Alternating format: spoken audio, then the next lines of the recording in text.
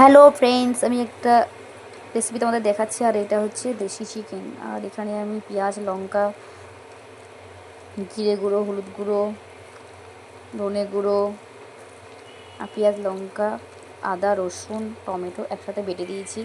আর দেখো টক দই দিয়েছি, লবণ, হলুদ, একটু সামান্য চিনি দিয়ে এটাকে ম্যারিনেট করছি। দেখো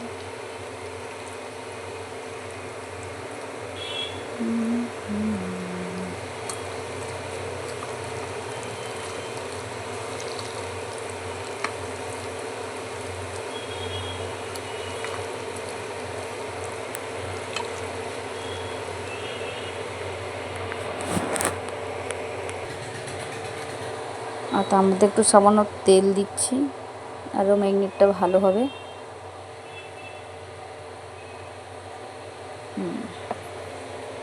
এটাকে এবার আমি কিছুক্ষণ রেখে দেবো।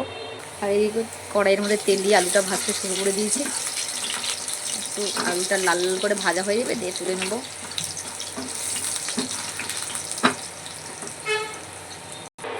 আলুটা ভাজা হয়েছে, তুলে নিয়ে নিলাম। এবার আমি এই দেখো তেজপাতা, শুকনো লঙ্কা, গোলমরিচ গুঁড়ো, লং, এলাচ আর দারচিনি আর একটু জিরে দিয়ে ফোড়ন দেবো।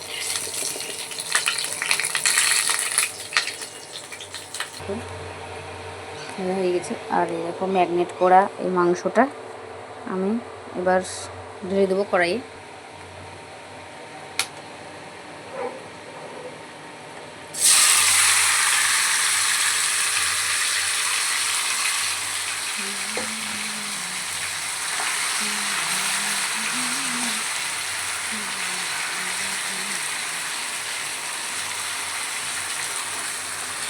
আমার এই মাংস রান্নার পদ্ধতি যদি কারো ভালো লাগে অবশ্যই লাইক কমেন্ট শেয়ার করো, আর আমার পাশে থাকার চেষ্টা করো। একটু বয়েল করার জন্য ঢাকা দিয়ে দিলাম। এবার মাংসটাকে আস্তে আস্তে কষাতে হবে, যতক্ষণ না তেল ঝরে মাংস থেকে ততক্ষণ কষাতে হবে। যত বেশি কষাবে তত বেশি টেস্টি, সুস্বাদু খেতে হবে।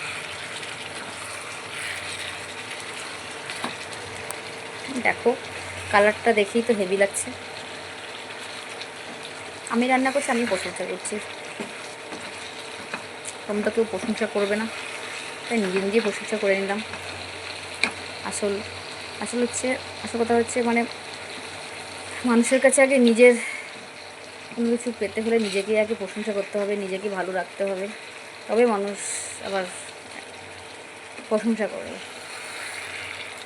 যুগের আবহাওয়াটা এরকম।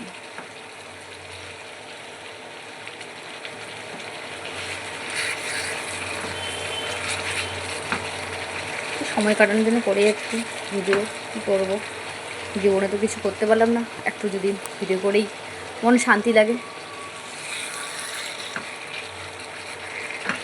শান্তি পাই। আর যদি কোনো হেল্প হয় সেজন্য একটু ভিডিও করি। তো এইভাবে এটাকে মাংসটাকে কষাতে হবে।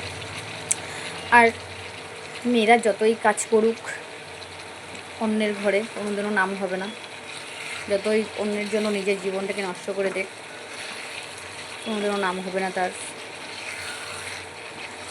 স্থান কোনো পরিবর্তন হবে না। তাকে পায়ের নিচেই থাকতে হবে।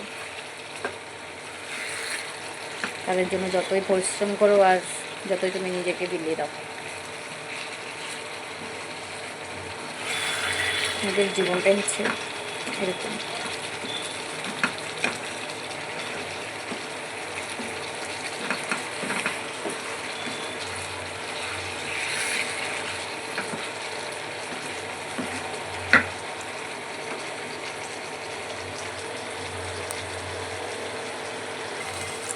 দেখছো কীভাবে মাংসের গায়ে গায়ে তেল ঝরছে, প্রায় কষা হয়েই গেছে। বুঝছো মাংসটা দেখো আমি কিন্তু বিশেষ খুব একটা তেল দিইনি, ওই মাংস মাখানোর সময় যা তেল দিয়েছি আর একটু আলু ভাজার সময় একটু তেল দিয়েছি, খুব বেশি একটা তেল দিইনি।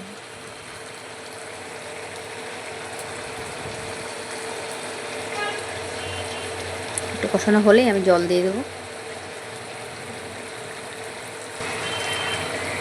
খুব সুন্দর কষানো হয়ে গেছে, খুব সুন্দর। এবার আমি ভাজা আলুগুলো দিয়ে দেবো।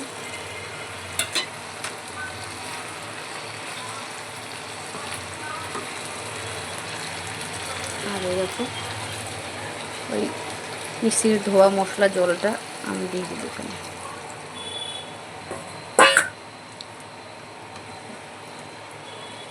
এটাকে এখন বয়েল করতে হবে, ফোটাতে হবে, মাংসটাকে একটু সেদ্ধ করতে হবে।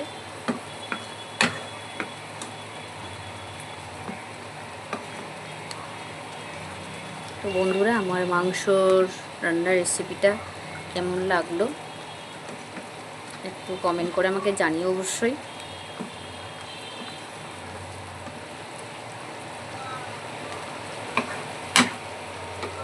কোথা থেকে ভিডিও দেখছো আমাকে অবশ্যই জানিও।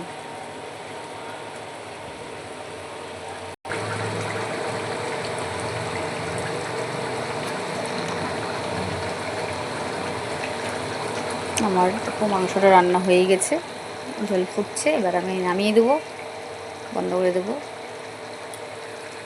আশা করি সবার ভালো লেগেছে, আর যদি ভালো লাগে অবশ্যই লাইক কমেন্ট শেয়ার করবে।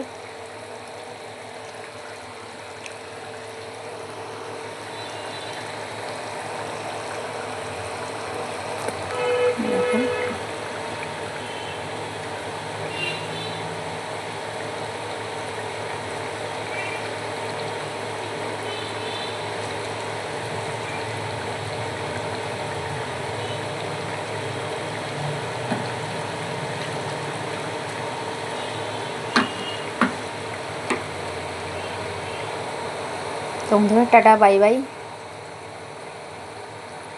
আমার ভিডিওটি দেখার জন্য অসংখ্য ধন্যবাদ সবাইকে।